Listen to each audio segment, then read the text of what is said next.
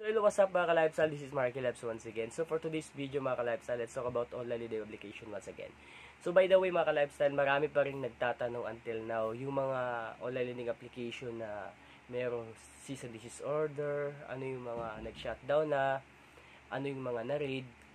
Mga ka-lifestyle ha, try nyo manood sa or try nyo i-research yung website ng SEC. Nandoon po talaga lahat yung mga online lending application na merong cease and desist order. Okay?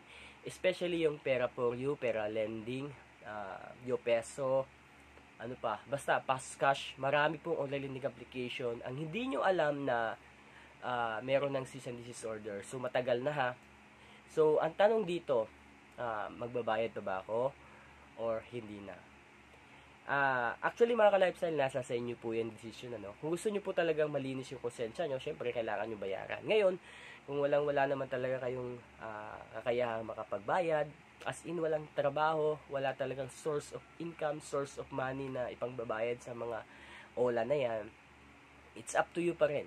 Okay? Hindi naman natin pwedeng pilitin yung sarili natin, di ba?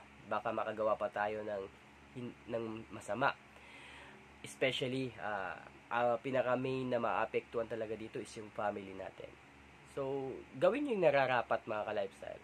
So, para naman dun sa mga humihingi ng advice na medyo hindi natin napapansin, pasensya na po kayo medyo busy lang tayo, and then, yung mga hinihingi yung advice is hindi ko po talagang kayang sagutin as of now. Kasi, kung napapansin nyo, medyo dumarami rin yung mga bashers natin na kumbaga sinisita tayo kasi hindi naman daw tayo lawyer, hindi naman daw tayo abogado, wala naman daw tayong rights para para magturo sa kanila na at ganito ganyan yung gawin, na dapat ba nating bayaran, ganun, dapat wag na lang daw. So ganun yung mga negative comments na nare-receive natin. Actually, dati pa yan pero medyo tumatalas na kasi yung iba tumatalas na yung mga message nila, pero kaya pa naman, hindi ko pa rin naman pinapansin, as long as kahit papaano nakakapagbigay tayo ng advice dun sa mga, especially mga bagong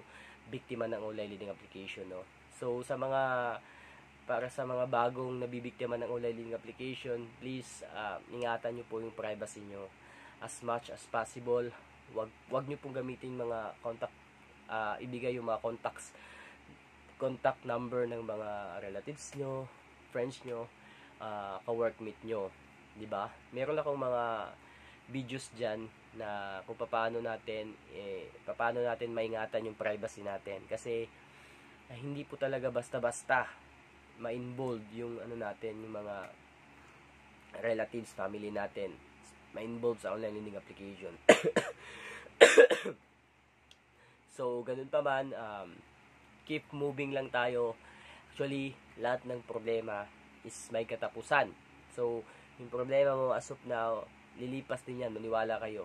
Then, all you have to do lang po talaga is tatagan nyo lang yung loob nyo. Kasi, trabaho na rin po talaga ng mga agent, yung manira, mandamay, at kung ano-ano pang mga strategy gagawin nila para labang makuha yung attention mo.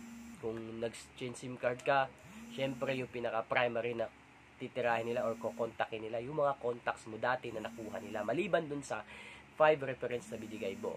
Okay? So, gaya nga ng sabi ko mga ka-lifestyle, itong online lending application is virus to. Once na na-involve ka na dito, napakahirap po talagang burahin ito. So, all you have to do lang po talaga is labanan yung problema mo. So, the main solution po talaga dito is kung meron ka talagang pambayad, kung meron ka talagang sapat na makaproduce ng pera pambayad, bayaran mo na lang. Okay? Ngayon, kung walang-wala talaga, okay lang. Deadma mo lang. Walang mawawala sa'yo. Pero hindi ko po sinasuggest po talaga na hindi bayaran. Yung mga online lending application lang talaga na totally close, na raid na, then may cease and desist order. Kasi wala naman talaga tayong babayaran sa kanila. Kasi yun nga, yung mga ginagamit nilang system na pang-collect sa atin, I mean mga system na kung saan nandoon yung mga information natin is wala naman sa kanila, na-confiscate na. So, yung mga nangungulik ng tumatawag sa inyo, nagte-text, mga third party na po yun. Okay? Hindi natin alam, baka meron silang ibang branch maliban dun sa Metro Manila. Kasi usually, lahat po talaga ng online lending application is nasa Manila area.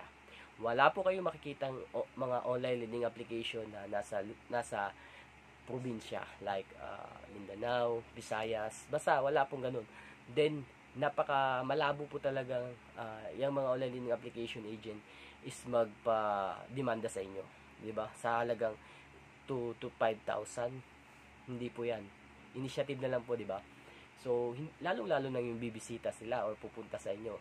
Hanggang pananakot lang po talaga 'yan. Pag sinasabi nila na bukas makalawa pupunta kami diyan sa inyo, pupunta kami sa barangay para mag-report, hindi po mangyayari yan. Maniwala kayo. Actually takot nga po sila, sila pa yung takot diyan kasi baka maungkat pa yung mga maling gawain nila, then lumabas yung mga complaint against sa kanila, sila pa yung dihado, di ba? So initiative na lang po, di ba?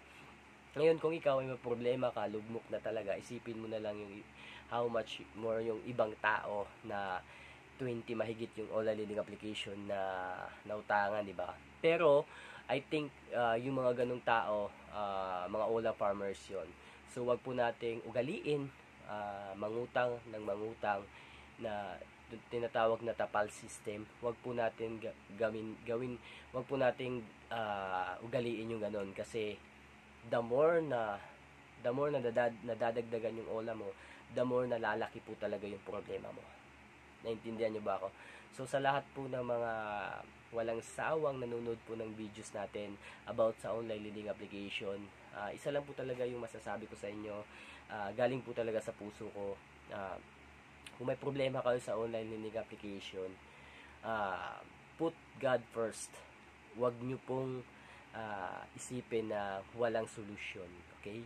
Lahat po ng problema is may solusyon. Wag po kayo mag-iisip ng mga negative about sa sarili nyo, about sa family nyo. Then kung akala nyo na wala nang solusyon, I mean na hiyang-hiya na kayo dahil sa mga pinagagawa ng online lending application. Think this, mga ka-lifestyle.